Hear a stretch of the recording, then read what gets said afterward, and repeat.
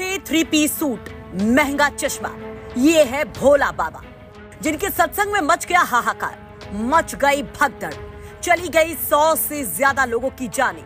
ये मॉडर्न बाबा इस हादसे के बाद से फरार है, तो बाबा के काले चिट्ठे खोले जा रहे हैं। बाबा के भौकाल की चर्चाएं हो रही हैं। आप भी इस बाबा का भौकाल सुनेंगे तो बाप रे बाप नहीं, बाबा रे बाबा कह के चिल्ला पड़ेंगे। बाबा सूट बूट, महंगे चश्मों का तो शौकीन है ही, उसको शौक है लग्जरी गाड़ियों का भी। बाबा के पास लग्जरी कारों का काफिला है तो सेवादारों की फौज भी। इस लंबी चौड़ी फौज को आश्रम के सेवादार कहा जाता है। बाबा ने अपनी सुरक्षा के लिए रखी एक स्पेशल फौज, जिसमें पुरुष गार्ड के साथ साथ महिला गार्ड्स भी हैं। और बाबा के इन स्पेशल गार्ड्स की फौज का नाम है नारायणी सेना। बताया जा रहा है कि नारायणी सेना ही आश्रम से लेकर प्रवचन स्थल तक बाबा की सेवा करती है। बाबा अपने सेवादारों को ही अपनी सुरक्षा में रख लेता है। इन सुरक्षा में लगे गार्ड्स के लिए एक खास ड्रेस कोड भी है। ये गार्ड्स स्पेशल ड्रेस में होते हैं। भोले बाबा के सत्संग में पूरी व्यवस्थाएं स्वयं सेवकों के हाथ में ही होती है। बाबा का भौकाल ये है कि बाबा के शिष्यों में पुलिस वाले भी हैं। इनमें से कुछ पुलिस वाले मौका मिलने पर प्रवचन के वक्त भी आ जाते हैं। कहा यह भी जा रहा है कि प्रवचन स्थल तक बाबा के लिए अलग से एक रास्ता बनाया जाता है। इस रास्ते पर बाबा का काफिला ही निकलता है। इसके अलावा किसी और के जाने की अनुमति नहीं होती। भोले बाबा के नाम से विख्यात नारायण सरकार हरि उर्फ सूरजपाल यूपी पुलिस में 18 साल नौकरी कर चुके हैं। उन्होंने विभाग के इंटेलिजेंस ब्यूरो और तमाम थानों में सेवाएं दी हैं। फिर करीब 26 साल पहले वीआरएस लेकर पत्नी के साथ सत्संग शुरू कर दिया। अब जरा इस कथित बाबा की एक कुटिया भी देख लीजिए।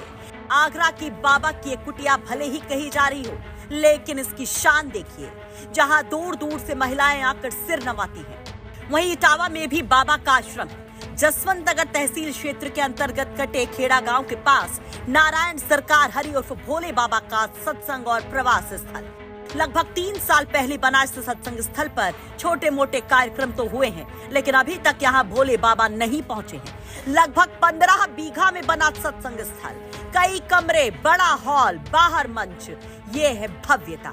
नारायण सरकार उर्फ भोले बाबा का मैनपुरी के बिछुआ में भी आश्रम है। राम कुटीर नाम है। राम कुटीर नाम से यह आश्रम आलीशान है, जो लगभग 21 बीघे में बना है, तो कई जगह इसकी प्रॉपर्टी है। खास बात यह कि साकार हरि उर्फ भोले बाबा के साथ उनकी पत्नी भी सत्संग के मंच पर बैठती हैं। अनुयायियों का दावा है कि बाबा कभी कोई दान दक्षिणा या चढ़ावा नहीं लेता। हाँ, ट्रस्ट को पैसा जाता है।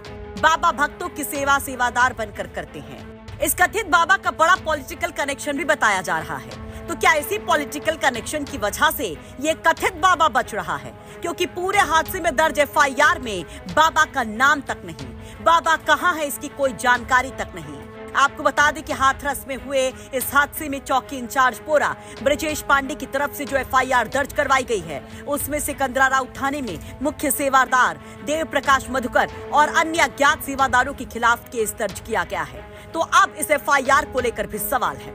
एफआईआर के मुताबिक सत्संग में 80,000 लोगों के लिए अनुमति मांगी गई थी, लेकिन करीब 2.5 लाख लोग जुट गए और इस वजह से यह हादसा हुआ। कहा गया इस एफआईआर में कि भक्तों ने नारायण साकार हरि के काफिले के पहुंचने पर धूल लेने की कोशिश की और इस दौरान ये भगदड़ मच गई। इस हंगामे में महिलाएं और बच्चे समागम स्थल से 3 मीटर दूर एक खेत में खाई में गिर गए। जब भीड़ खेत में घुसी तो भोले बाबा की निजी सुरक्षा में तैनात लोगों ने उन्हें रोका, जिसके कारण वहां पर हंगामा हो गया। इसके अलावा जब भगदड़ हुई तो आयोजकों ने कोई मदद नहीं की। वहीं सत्संग के दौरान कई खामियां थीं, जिसकी वजह से पुलिस और प्रशासन पर भी सवाल उठ रहे हैं कि आखिर कैसे इस कार्यक्रम के आयोजन को परमिशन मिल गई। हिमांशु मिश्रा के साथ संतोष शर्मा और अमित तिवारी की रिपोर्ट, यूपी तक।